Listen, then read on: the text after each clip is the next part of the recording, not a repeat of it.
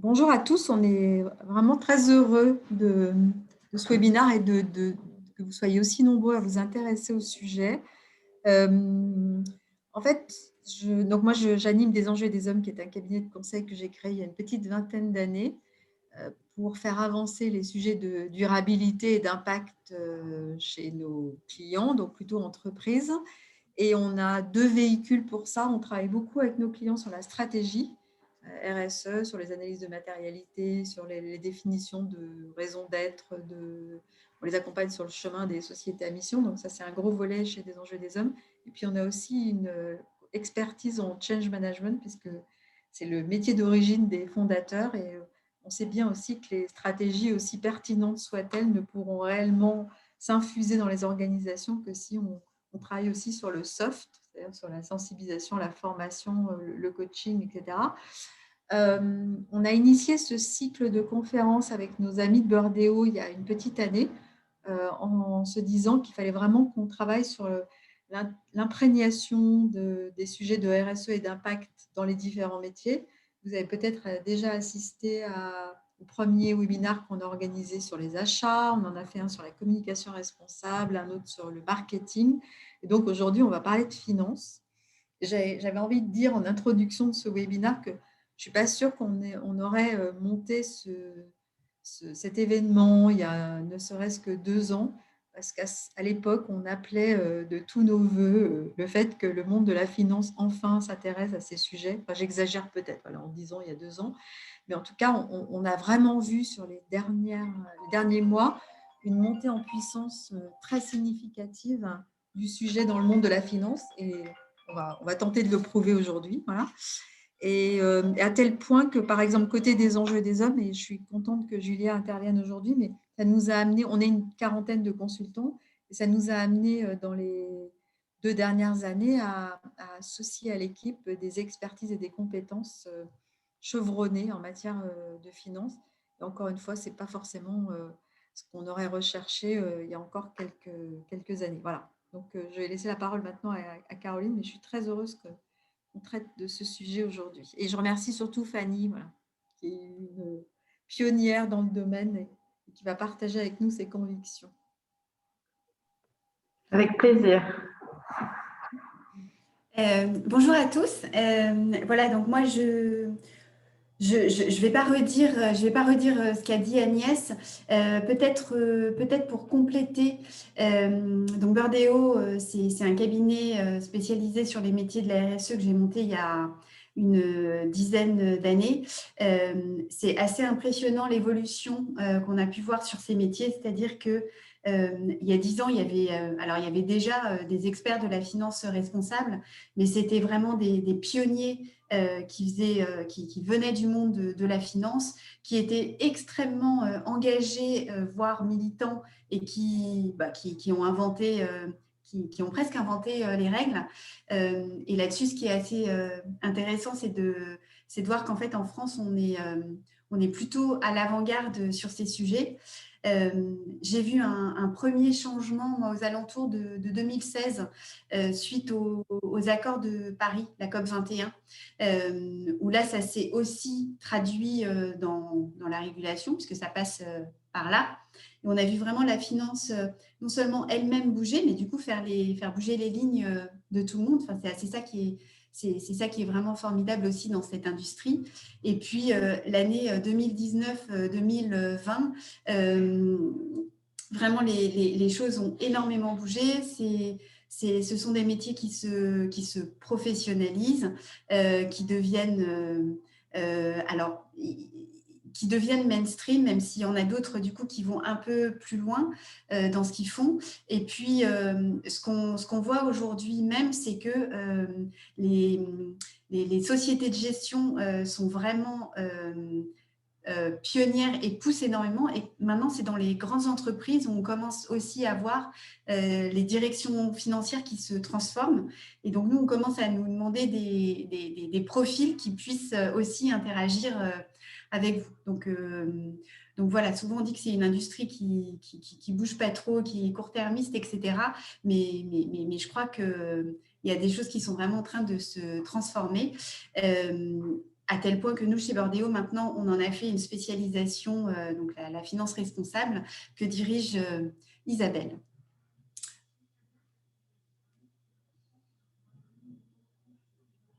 Je laisse la parole. Ah, c'est toi, Julia, peut-être, qui reprend ton micro. Tout à fait. Ouais, j'activais. Je croyais qu'Agnès intervenait, mais je Non, mais reprends. je voulais juste proposer qu'on prenne le maximum de questions au fil de l'eau dans le chat et qu'on y réponde par tranche ou à la fin. Mais n'hésitez pas donc à utiliser la rubrique commentaires. Du chat. On y répondra à la fin, on a un temps prévu. Je vais commencer par intervenir avec une introduction très, très générale sur les grandes tendances en matière de finances durables. Et ce qu'il faut commencer par comprendre, c'est qu'il y a une pression sociétale croissante qui s'exerce sur les acteurs financiers. En France, depuis 2 décennies, il y avait une approche d'investissement qui était le best in class, qui avait beaucoup porté le développement de la finance durable. Cette approche, elle vise à ce que les fonds privilégient les acteurs qui ont les meilleures notes en matière d'ESG. Ça a créé une situation un peu paradoxale qui est que dans les fonds best in class, pouvaient se retrouver des acteurs qui avaient un bon profil ESG, une bonne note ESG, parce qu'ils cochaient les cases en matière de régulation ou en matière de normes de marché, mais dont les activités avaient des impacts environnementaux et sociaux extrêmement forts. On a tous en tête des fonds ISR qui ont des sociétés pétrolières en tête de portefeuille. On vous a mis à l'écran un exemple d'interpellation des acteurs du secteur financier, qui est une étude de l'ONG Reclaim Finance sur l'épargne. L'ONG a analysé des fonds ISR, a comparé la composition des portefeuilles avec des listes d'entreprises controversées sur le plan social ou environnemental. Et il se trouve que plus de 90% des fonds qu'a analysé l'ONG sont investis dans des entreprises qu'elle estime comme controversées. L'idée n'est pas qu'on revienne en détail sur la méthodologie de l'étude ou sur les justifications qui pourraient être apportées par les gérants de fonds ou sur les critiques de cette étude, mais bien de comprendre qu'il y a une interpellation croissante des acteurs, une demande de la part des épargnants qui n'ont pas confiance dans les produits durables et qui veulent aujourd'hui des investissements qui contribuent à la transition écologique et sociale. Cette pression sociétale, elle a été très bien comprise par le régulateur européen qui, comme le disait Caroline, adresse de plus en plus l'urgence climatique depuis les accords de Paris. Donc, en fait, ce qui s'est passé, c'est que l'Union européenne a établi une feuille de route pour la transition écologique et énergétique avec des objectifs forts en matière de réduction des émissions de gaz à effet de serre et en matière d'efficacité énergétique. Et ces objectifs vont nécessiter des investissements lourds. Donc, la Commission européenne a doublé cette feuille de route pour la transition d'un plan d'action qui vise à mobiliser spécifiquement les acteurs du secteur financier. Le plan d'action est lui-même appuyé par un ensemble de réglementations. On ne va vraiment pas rentrer dans le détail de ces réglementations aujourd'hui. On vous enverra un guide très bien fait de l'AFG sur le sujet pour que vous compreniez les tendances. Mais vous le voyez à l'écran, depuis 2015, il y a une multiplication des réglementations européennes. Il y a 2 tendances de fond qu'il vous faut retenir. La première, c'est que les réglementations, elles visent à favoriser la transparence sur les produits financiers estampillés comme durables. Et la seconde, c'est qu'il y a une vraie volonté de réorienter les flux de capitaux vers des investissements durables en vue de parvenir à une croissance plus durable et plus inclusive. Cette tendance de fond, sans mauvais jeu de mots, elle va de pair avec l'émergence de nouvelles pratiques financières qui vont probablement, ou peut-être plutôt, si on veut exprimer plus de réserve, remplacer le best in class ou qui sont plus populaires. C'est l'investissement d'impact, les obligations vertes et sociales ou les crédits à impact qui contribuent en fait à financer des entreprises, des projets ou des activités qui contribuent directement à la transition. Si on s'intéresse au cas du capital investissement, le développement est un peu plus tardif que sur les marchés d'une réglementation moins contraignante. Mais les préjugés qu'on pouvait avoir sur les secteurs, il faut les laisser tomber complètement. L'intégration de l'ESG ou des critères d'impact dans le capital investissement, elle devient de plus en plus courante, voire mainstream. En témoignent d'une part les initiatives de place qui se multiplient et qui interpellent les acteurs. Donc, c'est le cas des principes pour l'investissement responsable ou de la commission ESG de France Invest, mais aussi des études sur le sujet qui montrent bien, comme celle de PwC qu'on vous projette à l'écran, que les acteurs ont formalisé des démarches qui prennent en compte les critères ESG ou l'impact et les méga-tendances en matière de durabilité dans leurs investissements, et que c'est un sujet aujourd'hui qu'ils abordent. Mais il y a une spécificité dans le capital investissement, outre l'intégration de ces critères, c'est la proximité des investisseurs avec les participations. Cette proximité, elle leur donne des leviers d'action très importants pour impulser le changement dans les entreprises dans lesquelles ils investissent. Et il y a donc un rôle d'initiation et d'encouragement du management de ces sociétés qui est rempli par les investisseurs et qui vise vraiment à les accompagner vers la transition. Cette ambition d'accompagnement des participations, elle doit passer par une intégration de la durabilité à toutes les étapes du processus d'investissement. À l'écran, on vous présente un schéma qui date un peu des principes pour l'investissement responsable et qui montre en fait comment la durabilité, les critères ESG ou l'impact doit être intégré à toutes les étapes du cycle d'investissement, que ce soit en pré-investissement au moment des due diligence, en période de détention via l'accompagnement des participations et en période de cession pour valoriser les progrès qui ont été accomplis par les participations sur le plan ESG. Si on dézoome un peu de cette approche très cycle d'investissement, il y a quand même un certain nombre de choses que doivent faire les sociétés de gestion quand elles se lancent dans une démarche d'impact, dans une démarche ESG ou dans une démarche de responsabilité plus globalement. La première, c'est de définir une ambition qui leur apporte un avantage concurrentiel. Il ne s'agit plus aujourd'hui de cocher toutes les cases de l'ESG et d'avoir une approche vraiment compliant, mais bien de définir sa position et son identité de responsabilité. Il faut également que ces sociétés s'assurent de l'alignement de leur ambition avec les tendances de marché. Bon, on a vu qu'aujourd'hui, compte tenu des tendances réglementaires européennes, il paraissait un peu complexe de faire fi de l'urgence climatique dans une stratégie de responsabilité. Il faut aussi que ces sociétés instaurent un dialogue avec leurs parties prenantes et notamment avec leurs investisseurs pour bien comprendre les attentes, mais encore qu'elles déterminent différents enjeux opérationnels de mise en œuvre de cette ambition, donc qu'elles réfléchissent à la manière d'impulser le changement au sein de la société de gestion en elle-même.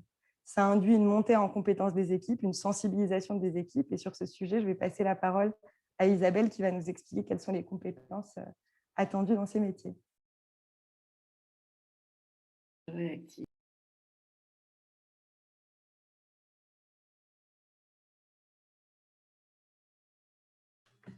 Isabelle, ton micro est coupé. Oui, on ne t'entend pas. On ne t'entend pas. C'est bon, excusez-moi, je l'avais effectivement coupé. C'est bon, là. Voilà, c'est bon. Bonjour à tous. Écoutez, effectivement, compte tenu de tous les enjeux qui ont été précisés par Julia et par Agnès, effectivement, la valeur ajoutée de Burdeo est de pouvoir décrypter en termes de compétences comment accompagner cette transition au sein de l'écosystème de la finance durable. Ou la finance à impact, ou la finance responsable, peu importe le sujet, l'idée étant que la finance est un vrai levier d'accélération de la mise en œuvre de démarches dites responsables, tant au sein de la filière des finances, de l'investissement, mais aussi au sein des entreprises. Donc, ce qui est important de bien comprendre, c'est que là, vous allez avoir l'exemple de Fanny qui a effectivement initié cette démarche, mais pour nous, la finance durable, elle englobe plus que simplement le capital d'investissement et chaque acteur a un rôle à jouer et c'est la combinaison de cette interaction entre tous les acteurs qui va faire qu'on va aller encore plus vite dans cette transformation nécessaire compte tenu des enjeux du climat, mais des enjeux sociétaux et des enjeux environnementaux auxquels nous sommes confrontés en tant que société. Donc, une fois qu'on a cadré ce contexte-là, quelles ont été les évolutions des besoins en compétences? Comme le disait Caroline, il y a peut-être une quinzaine d'années, les personnes qui ont commencé à se dire « je suis financier » ou « je travaille avec l'argent, l'investissement et j'ai envie de faire mieux mon travail », c'était des gens qui étaient portés par une culture personnelle et une prise en compte et une prise de conscience personnelle et professionnelle, mais voilà, ils avaient surtout envie d'aligner en fait leur vision du monde et leur métier. Ça, il faut évidemment que ça reste tout à fait un enjeu nécessaire, mais on ne peut pas forcément se baser uniquement sur la bonne intention. Il faut aussi en comprendre l'assise métier. Et donc, ce qu'on essaye d'appréhender chez les personnes qui sont des candidats pour nous et des futurs dirigeants au sein des entreprises pour lesquelles on travaille, c'est d'aligner à la fois la compréhension des enjeux et le métier de la finance, que ce soit côté investisseur, que ce soit côté entreprise qui recherche des fonds. Il faut vraiment bâtir sa compétence sur ces deux aspects-là. Pour vous donner des exemples, vous avez ici quelques titres et quelques fonctions de métiers sur lesquels nous cherchons des compétences. Alors, ça peut être un métier d'analyste ou un métier d'auditeur, mais évidemment qui comprennent et qui sachent intégrer les critères ESG, environnementaux, sociétaux et de gouvernance. Donc, la méthode d'approche, elle reste celle d'un auditeur ou d'un analyste, mais c'est parce que cette compétence se contextualise dans un environnement de mission et d'ambition plus large qu'effectivement, ces compétences sont recherchées. Donc, après, ça s'applique aussi bien dans la banque, dans l'assurance, au niveau des conseillers financiers ou des fédérations professionnelles. Et comme le dit Caroline, de plus en plus aussi au sein des entreprises et des directions financières qui sont peut-être l'endroit où ça commence à bouger. Je rêve, et je le disais avec je ne sais pas qui l'autre jour, je rêve un jour de quelqu'un qui mettra comme titre « Je suis directeur financier responsable ». Mais je pense que ça va arriver très prochainement maintenant. Autant il y a des directeurs de la communication responsable, du marketing responsable, et voilà, ça existe déjà. Et je serais ravie d'entendre quelqu'un qui dira « Je suis directeur financier responsable ». Voilà mon rêve pour peut-être cette année, on peut toujours l'imaginer. Donc, on travaille à la fois pour des conseillers financiers, pour des agences de notation, pour des fédérations professionnelles. Donc, en fait, toutes les entreprises, toutes les typologies d'entreprises sont impactées par ces compétences-là. Est-ce que tu peux mettre la slide suivante, peut-être? Voilà, merci. Alors, qu'est-ce qu'on recherche? Le PPP, ça fait penser à tout le monde. Tout le monde connaît ce principe. C'était People, Planet, Profit, ou je ne sais pas dans quel sens, mais peu importe. Donc, j'ai essayé de jouer avec cet acronyme. C'est la dimension professionnelle. On a une compétence dans son métier. Donc, pour ceux qui commencent à s'intéresser à la finance durable ou qui sont étudiants, parce que je pense que j'ai vu quelques-uns qui étaient inscrits, il est important de creuser et de vraiment devenir un expert technique au meilleur sens du terme, d'avoir un socle métier très fort. Soit on connaît très bien la filière, soit on connaît une spécificité, mais c'est important de se construire une vie professionnelle par rapport à un métier et un socle métier. Tout ça, ça s'intègre dans un concept qui s'appelle le développement durable, la compréhension des enjeux, et surtout de comprendre l'interaction qu'il y a et les interfaces qu'il y a entre le sujet environnemental, social et financier. Il ne faut pas exclure, on ne travaille pas en silo quand on fait de la finance durable, on fait le lien entre la réalité de ce qui se passe sur le terrain et la vision qu'on a de notre propre responsabilité. Et donc tout ça, ça s'incarne, puisqu'on n'est pas une machine derrière un écran, on est une personne. Et donc le savoir-être est aussi un élément important parce que quand on a des convictions, on peut être porté par ces convictions et savoir embarquer les uns et les autres, ses équipes, ses actionnaires, les membres de son conseil d'administration. Et ça ne se fait pas forcément en posture de militant extrémiste. On peut avoir des convictions fortes, mais on peut aussi comprendre que les parties prenantes ont des postures qui peuvent être complémentaires ou différentes. Et c'est toute cette alchimie-là qui fait que la personne sera la plus opérante et permettra à l'entreprise de passer à l'action et d'avoir bien cadré son concept et sa mission, mais surtout de mettre en œuvre, puisque le titre de ce webinaire était bien de la conviction à la pratique, je dirais même de la conviction à la mise en action de tout ça. Donc, c'est ce triptyque professionnel, projection et posture qui fait qu'on arrivera à allier la compétence et le projet de l'entreprise. Et je vais vous proposer d'aller sur la dernière slide. Quels sont les marchés ou les thématiques ou les entreprises sur lesquelles on sent que ça bouge? Alors, la finance durable, évidemment, les équipes s'étoffent en fait. Donc là-dessus, il y a des opportunités. On vous reparlait des directions financières des groupes. Et je pense que ça intéresse de plus en plus des candidats, quel que soit l'âge. C'est-à-dire que les étudiants qui veulent donner du sens à leur projet professionnel s'y intéressent dès le départ. Et donc, il y a des formations initiales qui existent. Je vous en donnerai peut-être tout à l'heure un peu plus d'exemples, mais aussi des personnes qui ont 10, 15 ou 20 ans d'expérience et qui se disent c'est le moment pour moi de mettre à disposition d'un projet plus grand mon expertise de la finance. Donc, on sent que ça se mature, que ça bascule. Donc, là-dessus, on peut accompagner et on arrive à trouver des ponts entre les convictions, les métiers et le contexte général. Je pense qu'il faut avoir quelques soft skills aussi, c'est-à-dire qu'on sait que ça n'est pas facile sur le terrain. On rencontre des obstacles. Il faut garder le cap. Donc, on parle de ténacité, d'engagement, d'ouverture aux autres et de capacité à embarquer les équipes. Et ces qualités-là, on les trouve chez des personnes qui ont mis en place des démarches RSE au sein d'une entreprise, par exemple, et qui peuvent très bien transposer cette expertise de mise en œuvre d'un plan d'une démarche développement durable dans l'industrie et qui peuvent à ce moment-là être transposés dans le milieu de la finance et apporter cette compétence de mise en œuvre. Ce ne sont pas des experts de la finance durable comme certains d'entre vous, mais pour autant, ils vont être aussi acteurs de la mise en œuvre et de l'efficacité de la mise en œuvre puisqu'ils ont pu le faire dans une autre industrie que la finance pure. Mais on sent que la finance s'ouvre à des profils, on va dire RSE, qui ont effectivement cette capacité de convaincre et de vouloir faire avancer les sujets. Donc, il commence à y avoir des ponts entre la finance et les autres formes d'industrie à partir du moment où on partage avec ces acteurs-là l'envie de progresser et de faire progresser une filière. Donc, voilà ce que je pouvais partager avec vous et je serais ravie de répondre à vos questions après la présentation que Fanny va nous faire de la réalité de ce que c'est entre une démarche, un accompagnement et puis trouver la bonne compétence pour pouvoir la mettre en œuvre. Fanny, c'est à vous.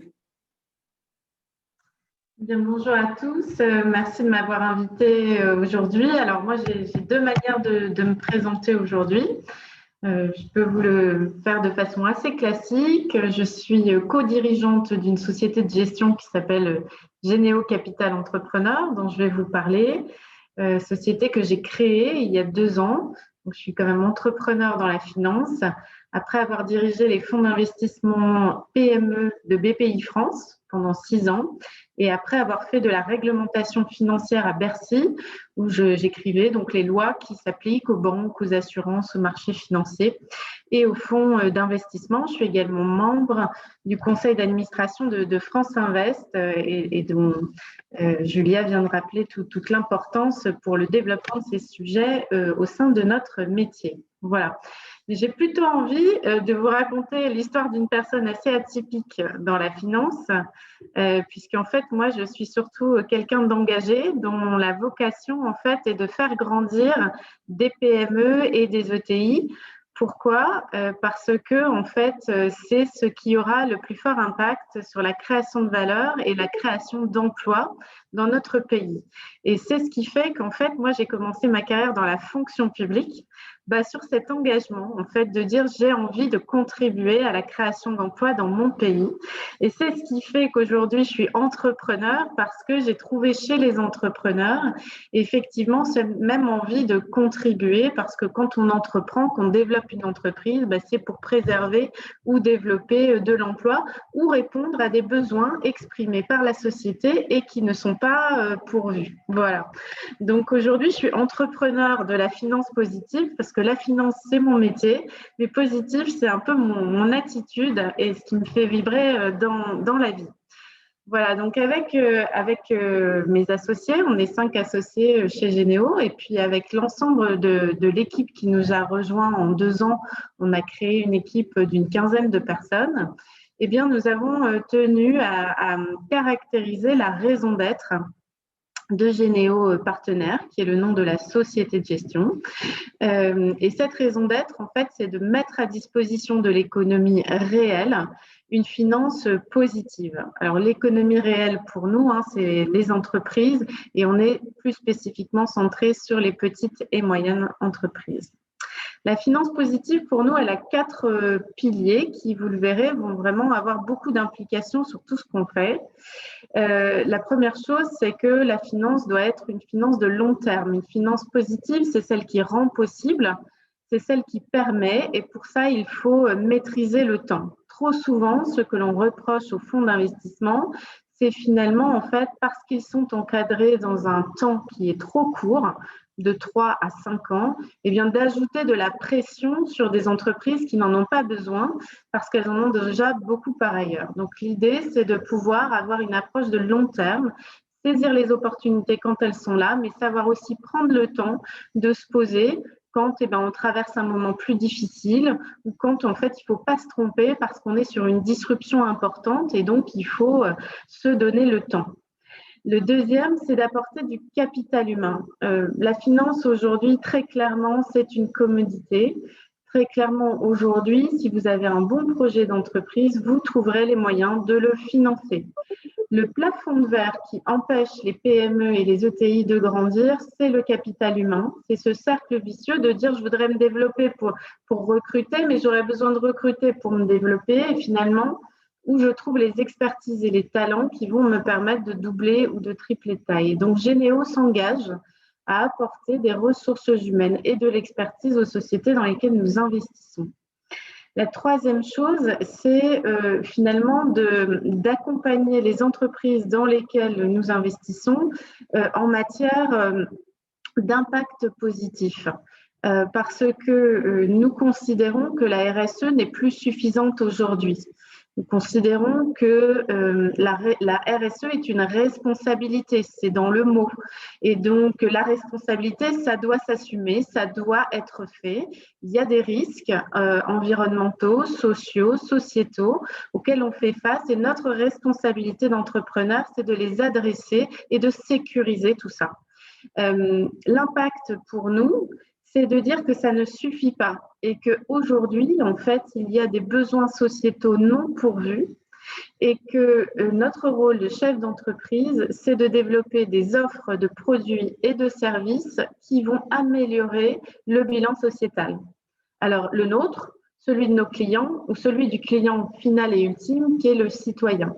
Et donc, on travaille plutôt, et aussi, j'allais dire, puisqu'on fait bien sûr toute la RSE et tout ce qu'a expliqué Julia dans nos due diligence, mais on veut construire des plans d'action à impact positif pour que progressivement le chiffre d'affaires de nos entreprises soit de plus en plus vert, soit de plus en plus social et un impact de plus en plus positif. Et puis le troisième, c'est une conception du partage de la valeur, parce que trop souvent, la finance a été accusée de concentrer excessivement les richesses et d'aggraver les inégalités. Et ça, c'est vrai que ça n'est plus tolérable aujourd'hui. Et d'ailleurs, si les métiers de la finance veulent continuer à être attractifs, il faut vraiment qu'ils fassent un gros retour sur eux-mêmes là-dessus. Alors nous avons imaginé un système de double dividende, qui est de dire, effectivement, les gens qui nous ont confié leur épargne doivent être rémunérés pour le fruit de leur épargne. Et donc, si grâce à eux, on développe des entreprises, eh bien, on verse un dividende financier à ceux qui nous ont confié leur argent. Mais on veut aussi leur verser un dividende sociétal en abondant des actions philanthropiques qui créent de l'emploi autrement. Quand on crée un emploi dans une ETI, on crée 3,5 emplois dans l'économie par effet d'entraînement sur l'écosystème finalement qui se trouve en région autour de cette entreprise. Ça, c'est notre métier. Il y a une autre manière qui est de créer de l'emploi en fait dans les territoires défavorisés ou pour réinsérer des jeunes décrochés dans l'emploi. Et ça relève de la philanthropie. Et c'est pas notre métier. Mais ce que l'on peut faire, c'est donner un tiers de notre carry d'interest, donc de l'intéressement de l'équipe à la performance, à un fonds de dotation qui, lui, en fait, va abonder des actions à l'impact extra-financier avéré, en tout cas sur le thème de l'emploi qui est notre thème. Voilà. Donc, voilà les 4 piliers de la raison d'être Généo partenaire et qui nous fait vibrer aujourd'hui. Et donc, on va maintenant mettre en place notre comité des parties prenantes pour dire ce qu'on fait et faire ce qu'on dit.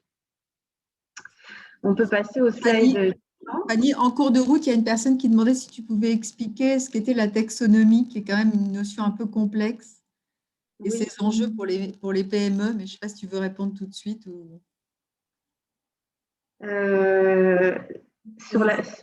quelqu'un d'autre, je sais pas, mais les enjeux de la taxonomie, parce qu'on en a parlé. Je vous propose qu'on prenne l'ensemble des questions à la fin, qu'on se garde un temps de réponse et comme ça on pourra échanger en plus sur le sujet. Ok. D'accord, ok, ça marche. Alors je prends le point et on y revient tout à l'heure. Voilà, notre premier véhicule, Généo Capital Entrepreneur, a levé 230 millions d'euros, principalement auprès de family office et d'entrepreneurs. Je vais rapidement. L'idée, c'était donc pour décliner cette raison d'être dans une structure qui soit alignée. Parce que si je vous fais un fonds d'investissement classique, je ne vais pas respecter mes promesses. Et donc, j'ai changé 3 choses. La première, c'est de faire une société d'investissement et non pas un fonds. Et donc, ça veut dire que nous avons une SAS qui a 99 ans de durée de vie et qui maîtrise le temps. On peut rester 3 à 4 ans dans une entreprise, mais on peut aussi rester 20 ans si on décide que ça fait du sens. La deuxième, c'est de jouer collectif et c'est qu'on a marié en fait ce métier du capital investissement avec un autre métier qui est celui d'animer un réseau d'entrepreneurs. Et donc, nous sommes une communauté de 130 familles et entrepreneurs qui vont véritablement apporter du soutien aux PME, aux ETI dans lesquels nous investissons, puisque nous organisons des événements collectifs de partage d'expériences, mais aussi des mises en relation individuelles pour du développement business ou du partage d'expériences.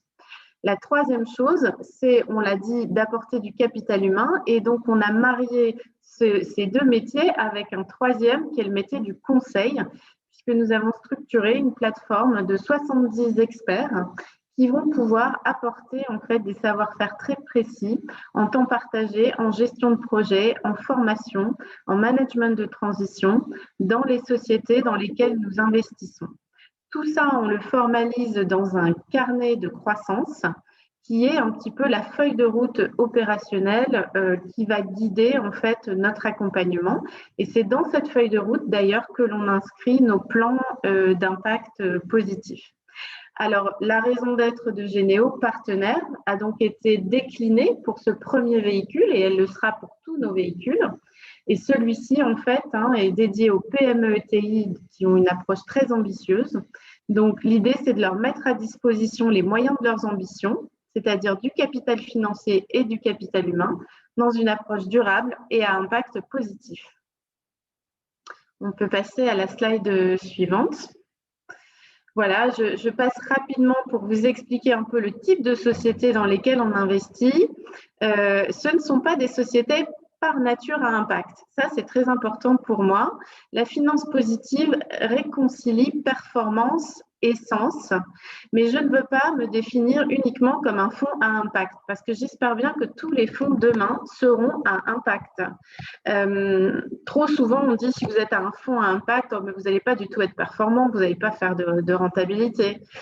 Ou alors, on me dit si vous avez ce niveau de rentabilité, c'est qu'en fait, la RSE, ça ne vous intéresse pas du tout. Au contraire, je pense que ceux qui ne le font pas, demain, seront vraiment sous-performants parce que c'est pour moi la nouvelle disruption. Si vous n'avez pas cette réflexion sur l'impact, c'est un peu comme le digital. Demain, vous risquez d'avoir de gros problèmes. Et donc, dans ces sociétés, vous voyez qu'il y a des sujets qui vont assez bien résonner directement avec des besoins sociétaux. C'est par exemple Human and Work, qui est spécialisé dans la santé psychologique au travail, ou Open, qui va connecter la chambre du patient dans les hôpitaux. Ça peut être aussi, je trouve, Cardam, qui est dans la transformation de l'immobilier, mais avec une approche qui vise vraiment à améliorer la qualité de vie au travail dans les bureaux et aussi à décarboner en fait l'immobilier de bureaux. Et puis, il y a d'autres sociétés, c'est la vraie vie, l'économie comme elle existe depuis des dizaines, voire des centaines d'années. Pinot PEI a 150 ans d'âge. Et Pinot PEI fait des machines spéciales qui fabriquent des pièces en composite pour des avions, des sous-marins, des voitures. Et l'idée, en fait, c'est que derrière, il y a un énorme travail à faire sur l'allègement des matériaux. Et c'est aussi qu'on va pouvoir réfléchir avec Pinette à de nouveaux matériaux, notamment les éco-matériaux. Et donc, le travail ici, c'est de la transformation de business model. C'est de dire, OK, je pars d'un point A, je n'ai pas de jugement de valeur, tu pars de là, mais si tu es d'accord, ensemble, on va aller au point B. Et donc, moi, je fais de la transformation pour amener l'économie vers un impact plus positif. Voilà. Donc, on fait nos due diligence RSE. On a bien sûr tout un tas de filtres éliminatoires si le basique n'est pas respecté.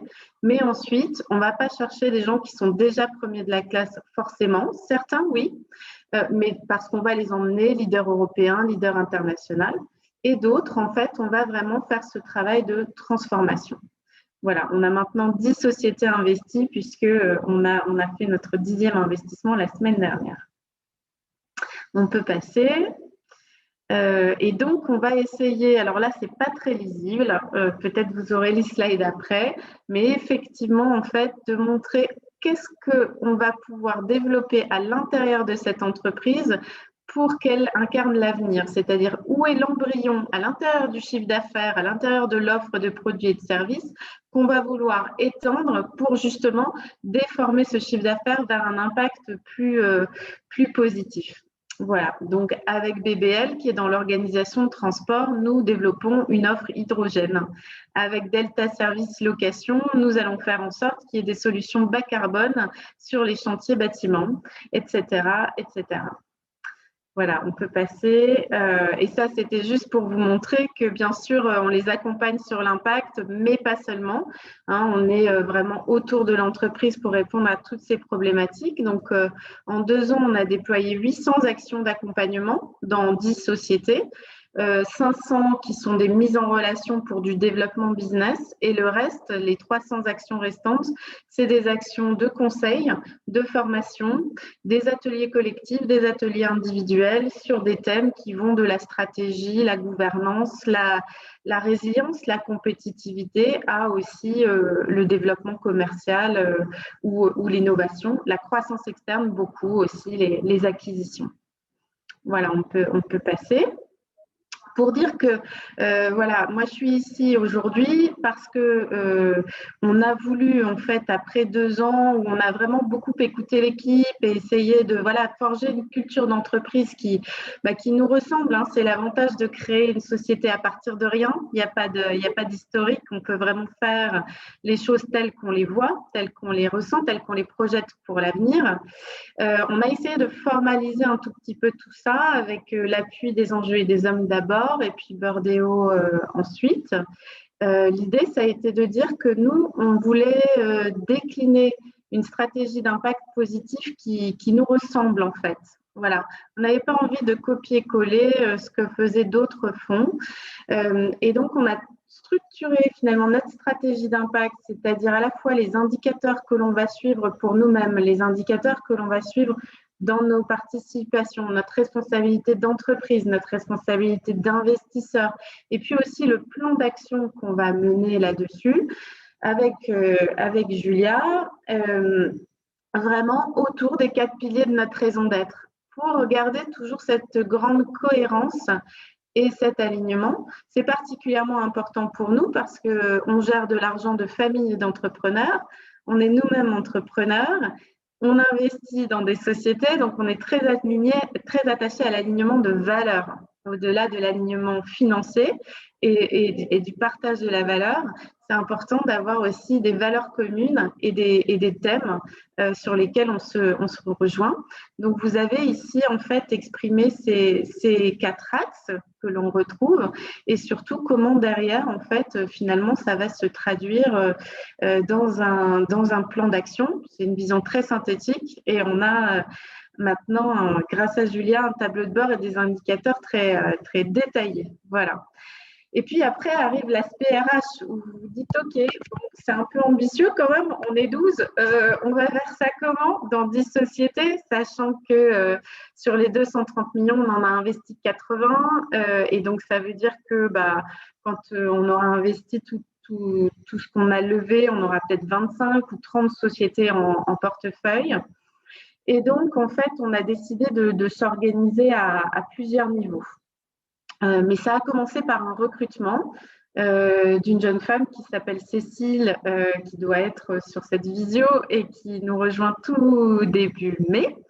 Voilà, grâce à Birdeo, on a identifié la compétence qu'il nous fallait, c'est-à-dire quand même beaucoup de technicité, la capacité à la fois faire des diagnostics, à regarder finalement dans ces sociétés ce qui pouvait être un risque à gérer ou ce qui pouvait être une opportunité à développer. Et puis ensuite, une capacité, un savoir-être humain, d'être à côté de l'entrepreneur pour l'aider à faire et l'aider dans cette transformation en fait. Et ça, notre métier, c'est beaucoup de coaching quand on est, j'aurais dû le préciser, investisseur toujours minoritaire, jamais majoritaire. Donc, c'est du coaching, de la persuasion, mais c'est ce qui fait aussi que les choses qu'on fait sont très solides parce qu'on est obligé d'être vraiment main dans la main avec le dirigeant. Et donc Cécile va commencer chez nous sur un poste que l'on a créé. Il a fallu innover un petit peu, de business partner impact positif. C'est-à-dire que bien en amont, elle va rencontrer les dirigeants avant l'investissement, en même temps que les directeurs d'investissement, pour justement comprendre où en est la société sur ses enjeux et ce qu'elle a envie de faire aussi. Pour aider à piloter les due diligence, donner son avis en comité d'investissement, parce que c'est important pour nous de le savoir, et quelque part de créer le bon carnet de croissance avec cette société-là, puis post-investissement, construire le plan d'action impact positif. Le deuxième niveau, en fait, c'est le niveau de partage d'expérience avec nos familles et entrepreneurs. Donc, Cécile va travailler avec ceux qui, dans ces familles-là, dans ces entreprises-là, ont fait des choses intéressantes et peuvent apporter leur expérience et leur soutien. Et le troisième niveau, c'est celui de la plateforme d'experts dont je vous parlais, dont Des Enjeux et des Hommes et Birdeo font désormais partie, puisqu'on ne prescrit que des gens avec qui on a déjà travaillé et dont on sait qu'ils seront adaptés à la PME dans leur savoir-être et dans leur technicité. Voilà un petit peu au plan humain comment on s'est organisé. Vous dire que dans un contexte Covid, c'est tout simplement quelque chose qui est devenu incontournable. On a fait un atelier collectif avec les 10 sociétés dans lesquelles nous avons investi le mois dernier sur les sujets de raison d'être et de culture d'entreprise. Et on a eu la surprise de voir qu'absolument toutes les sociétés souhaitaient en fait décoller sur le sujet, que ce soit par l'adoption d'une raison d'être, pour certains de devenir des sociétés à mission, pour d'autres d'aller vers le label B Corp, pour d'autres encore, celles qui sont dans l'industrie, de travailler sur l'ISO 26000. C'est impressionnant de voir comment aujourd'hui, en fait, c'est vu comme un élément incontournable pour travailler sa marque employeur, vraiment attirer les talents, donner de l'énergie à ses équipes et également, en fait, satisfaire la demande sociétale qui est aussi la demande des clients. Et donc, voilà, je pense que les métiers autour de ces sujets-là vont vraiment se développer et s'enrichir.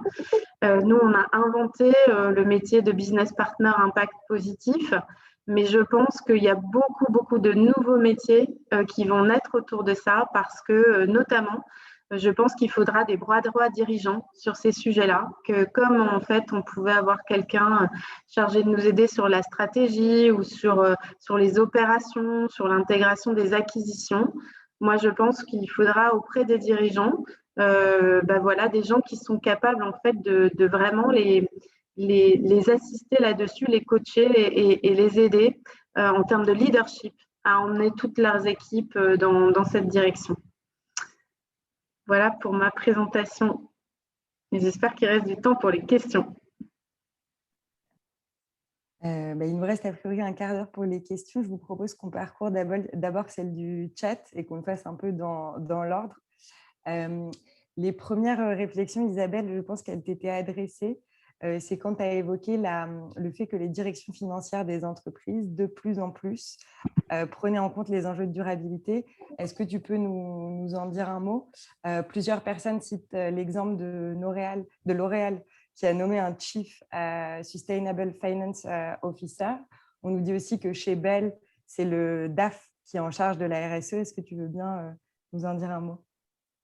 Alors, ce qui est rendu visible par ces deux nominations, la façon d'associer la notion de finance et de durabilité, c'est qu'effectivement, les directions générales de ces deux groupes se sont rendues compte que ça ne pouvait pas rester un élément extérieur à la finance et que pour accélérer la mise en œuvre, il fallait que le directeur financier ou la direction financière s'approprie complètement ces sujets-là pour que les choix qui sont faits en termes d'investissement ou d'analyse de la dimension financière des groupes se fassent en regard de la stratégie développement durable des groupes. Donc, c'est un très bon signe, mais peut-être qu'à terme, ça devrait être partagé par l'ensemble des directions générales.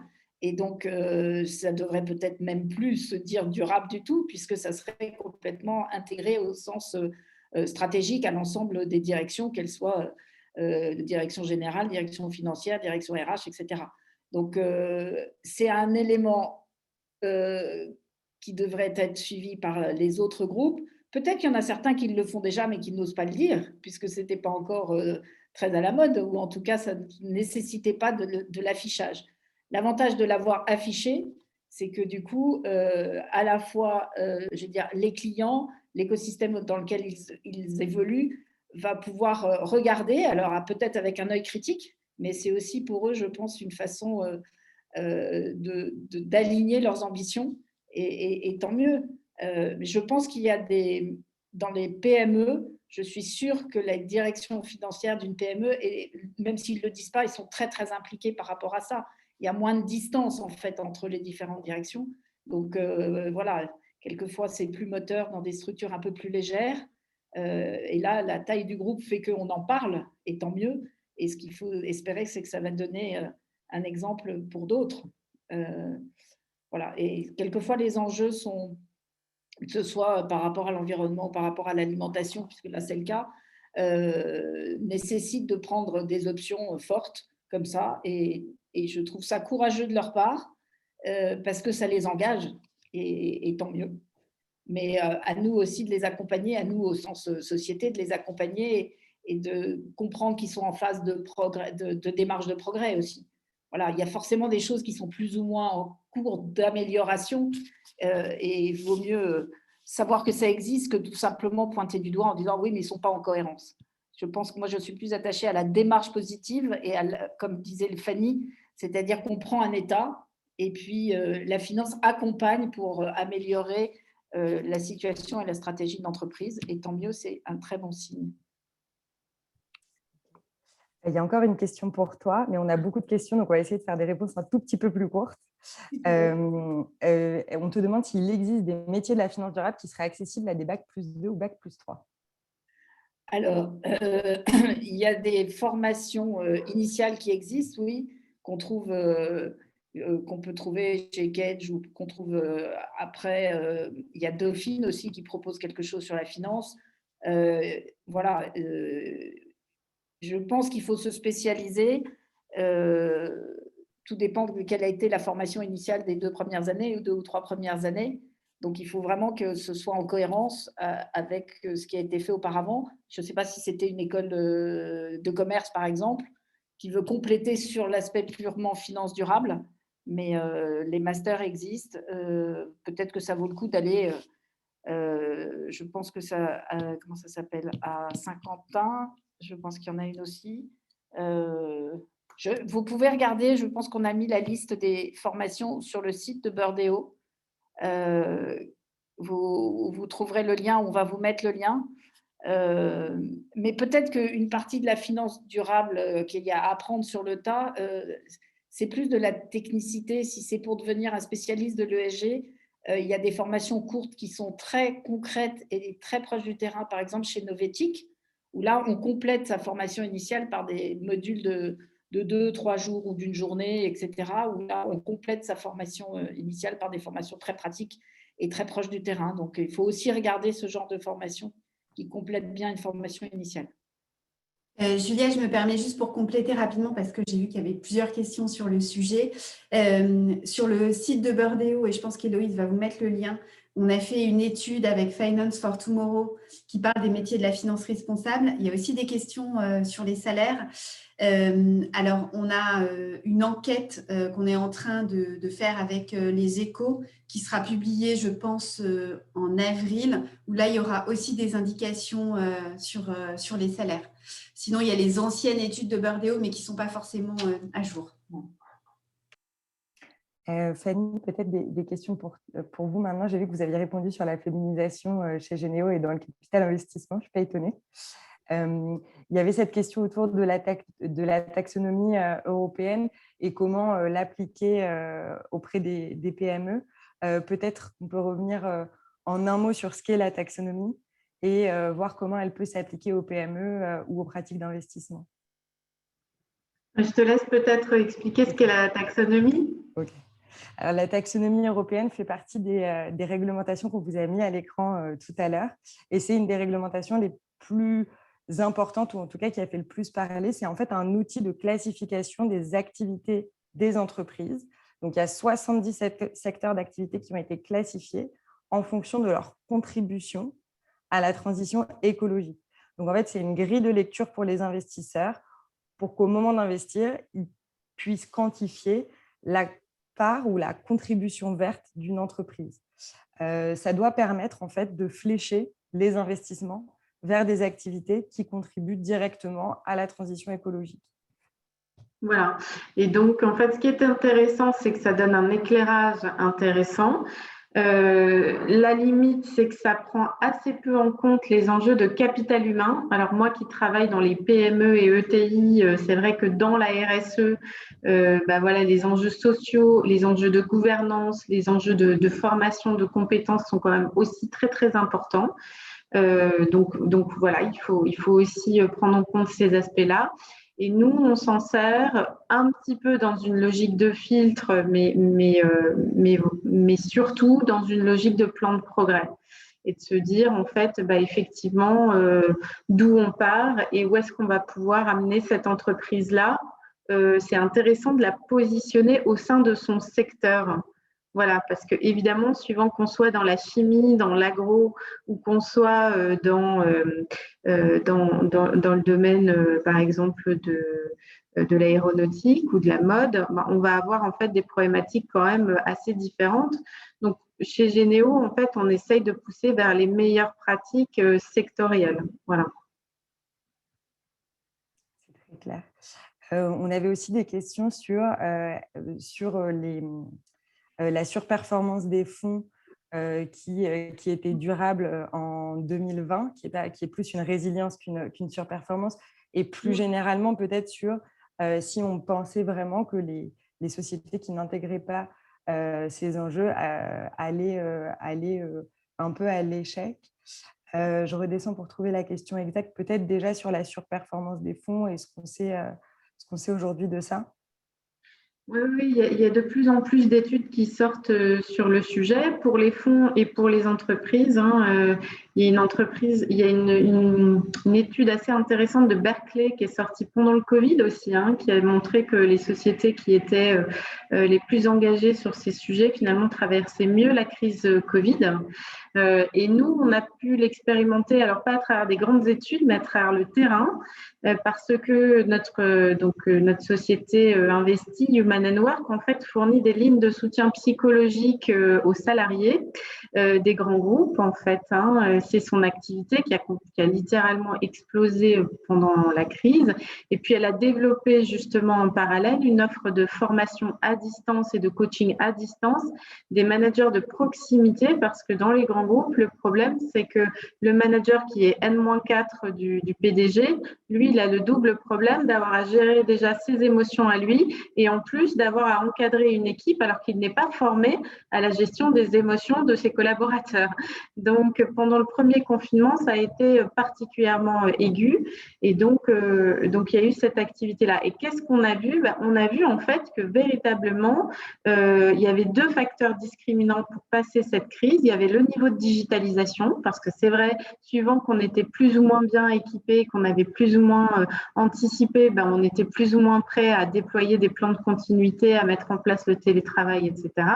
Mais il y avait aussi le facteur humain et effectivement le niveau d'engagement des salariés, tout ce qu'on mesure d'habitude à travers les enquêtes de climat social qui font en fait le ciment d'une entreprise. Si vous avez une entreprise qui a un projet clair, une raison d'être très claire, une raison de se lever le matin, eh bien les salariés, bien qu'en télétravail, bien que la connexion ne marche pas, eh bien étaient très positifs et se défonçaient pour leur entreprise parce qu'il fallait aider, parce qu'il fallait passer ce moment.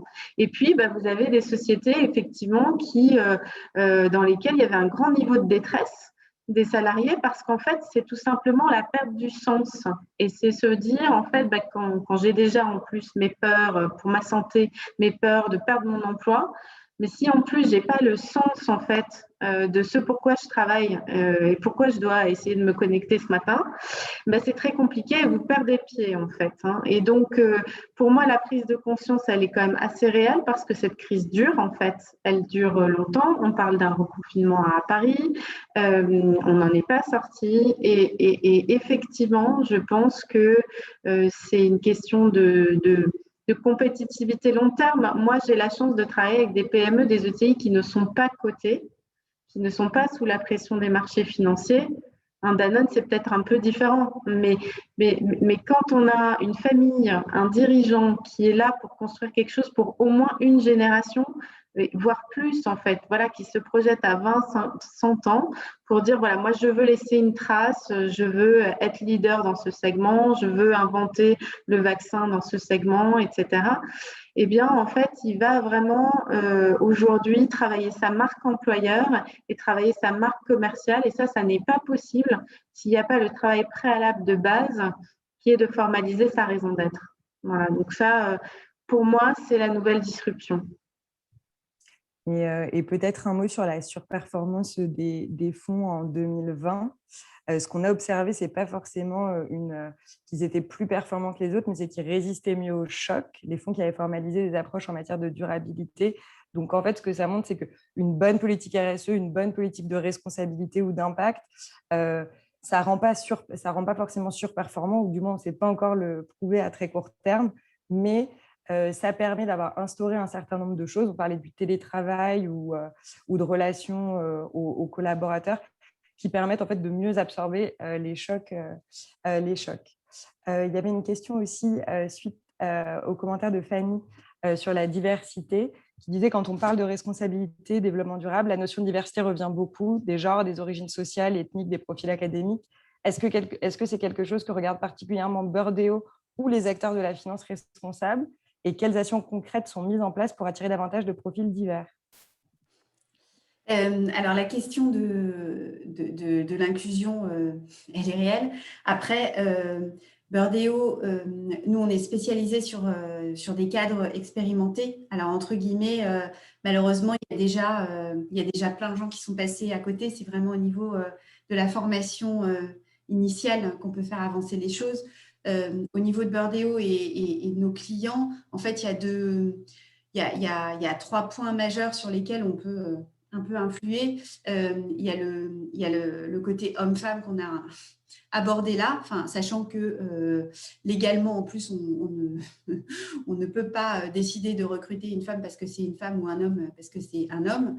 Et après, il y a la question de l'âge aussi. À la fois des très jeunes qu'il faut aider à faire rentrer sur le marché du travail, surtout en cette période, c'est des vrais sujets.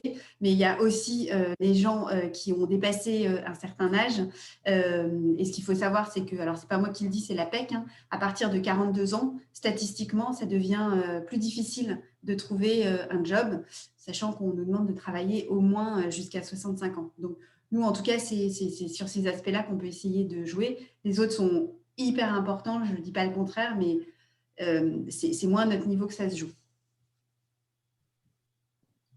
Fanny, je vois que vous avez répondu aussi dans le chat. Peut-être un mot sur la manière dont c'est pris en compte par les investisseurs. Aujourd'hui, c'est assez classique puisqu'on ne peut pas faire beaucoup de statistiques et c'est beaucoup la part des femmes à différents niveaux hiérarchiques. Donc, c'est une approche qui dépend beaucoup de la conviction des acteurs et qui est un peu aujourd'hui limitée à la diversité, en tout cas dans ce que les investisseurs regardent. Je ne sais pas si vous partagez Oui, moi, la parité. j'ai publié aujourd'hui dans le magazine Décideur un article qui s'appelle « Qu'on ne me dise pas qu'il n'est pas possible de nommer des femmes ». Voilà. Donc, il est possible de nommer des femmes. Quand je suis arrivée chez BPI France, dans mes équipes, il y avait 16% de femmes investisseurs, et ce qui était à peu près en fait représentatif du marché. On n'était ni en dessous ni au-dessus. Et en 6 ans, en fait, j'ai mis les équipes à parité. Voilà. Tout simplement, il faut se dire que non, on ne va pas recruter un investisseur vu qu'il n'y en a pas. On va prendre quelqu'un en stratégie, en transaction services, en audit, et puis une tête bien faite et très motivée qui va bien bosser, qui en 2 ans va être un très bon investisseur. Et voilà, moi je pense que la diversité est facteur de performance collective, qu'elle est homme-femme, qu'elle est senior-junior, qu'elle est France internationale, qu'elle est aussi d'intégrer des gens qui ont des parcours et des origines différentes, et que c'est une richesse quand on veut être une entreprise innovante.